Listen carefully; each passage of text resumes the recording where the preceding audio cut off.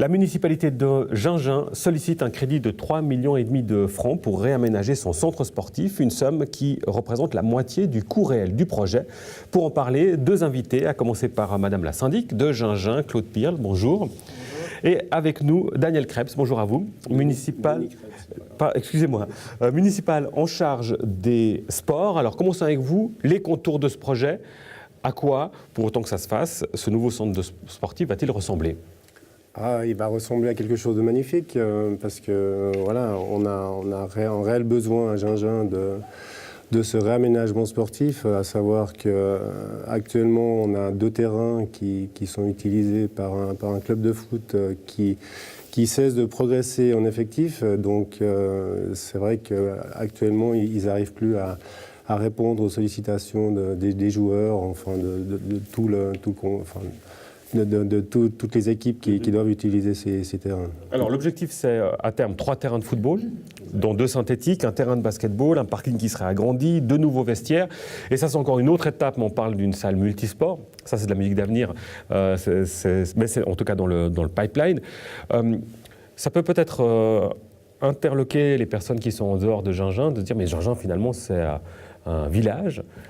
Est-ce que c'est véritablement le lieu pour créer avoir un tel investissement et créer un tel centre sportif ? Absolument, à savoir que déjà ces installations elles datent de plus de 30 ans en arrière. Alors c'est vrai que c'est une connotation qui est très football, hein, mais il y a d'autres utilisateurs qui vont pouvoir profiter de ces installations. Vous parliez de 2 terrains synthétiques, je rectifie quand même, c'est un seul terrain de synthétique, on sait que ça coûte quand même assez cher.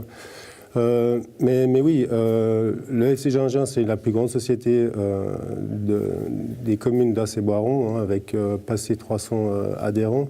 Donc c'est sûr que dans tout le district, il y a plus de 39, sauf erreur, communes qui accueillent des joueurs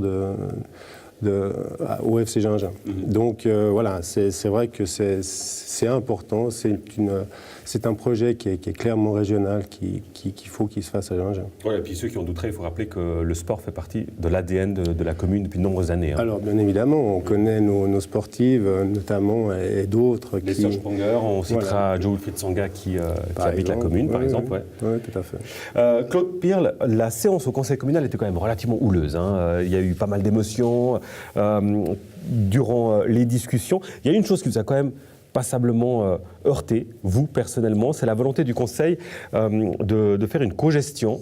Et ça, vous êtes monté au créneau en disant que c'était hors de question parce que vous n'en vouliez pas et parce que c'est illégal.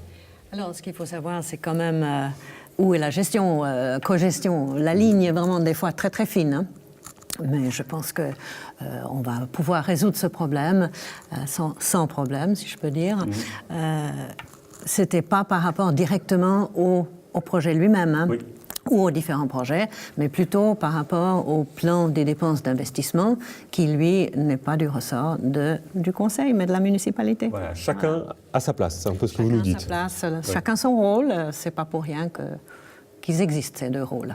Alors, là, vous sollicitez donc 3,5 millions de francs, je le disais en introduction, c'est qu'une partie, en fait, du coût réel. On parle de 8 millions de francs, sans compter la salle multisport qui serait devisée à 1,4 million. En l'occurrence, le reste des fonds, au-delà de ces 3,5 millions, où est-ce qu'ils vont pouvoir être trouvés ? Alors, bon, c'est là le nœud du problème. Hein. Il faut qu'on aille un petit peu, on doit aller à la recherche de tous chez les différentes personnes. Alors, il y a 315 000 francs. Le Fonds du sport a déjà sport, dit qu'ils nous soutiennent pour ça. Ensuite, on veut quand même aller vers l'AIAB, l'Association intercommunale Asse-et-Boiron, voir si ils pourraient financer, disons, l'autre moitié, hein, mais à voir encore. Le projet n'a pas encore été présenté. Il a été présenté, mais on n'a pas fait la demande officiellement. Oui.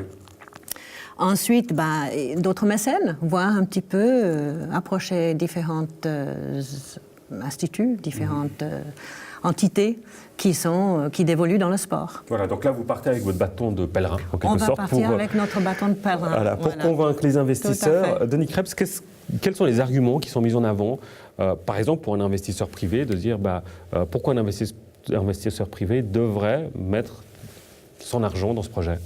Je crois que c'est clairement la jeunesse qui est là, c'est l'avenir de toute une région, pour la commune, pour tout le monde.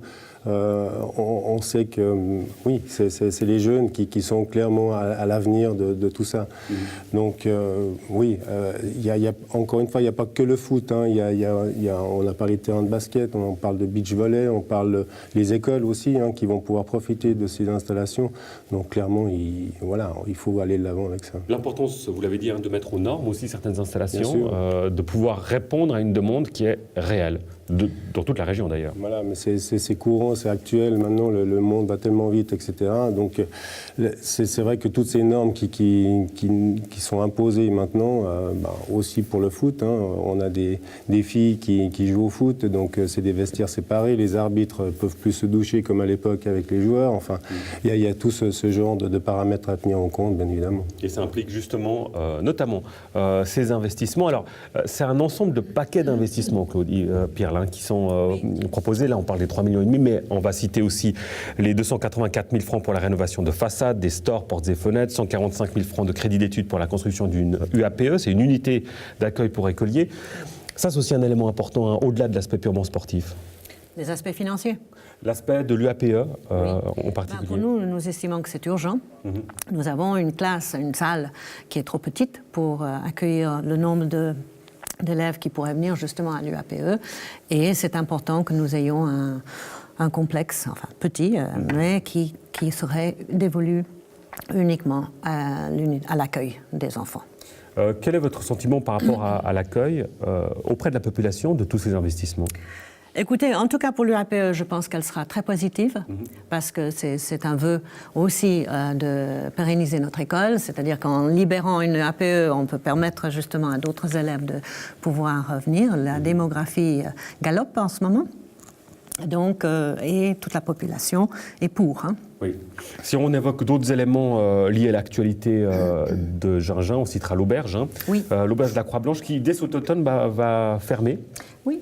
Les tenanciers prennent leur retraite, donc c'est l'occasion pour la commune de rénover cette auberge qui en a un petit peu besoin. Et après, évidemment, il faut trouver de nouveaux tenanciers. Oui, absolument. Et ça, c'est encore... on n'est pas encore dans cette phase-là. Bien sûr, chaque chose dans son temps. Chaque chose dans mais son on sait temps. que c'est un sujet sensible. Dans beaucoup de communes, on voit qu'il y a un changement de génération. Oui. On est à un moment crucial. Parce que pas simplement tenir un bistrot, une auberge, c'est un vrai lieu de vie dans un village. C'est un lieu de vie, c'est aussi l'ouverture vers notre centre historique. C'est au début, c'est avec une magnifique terrasse et tout. J'entends, c'est très couru.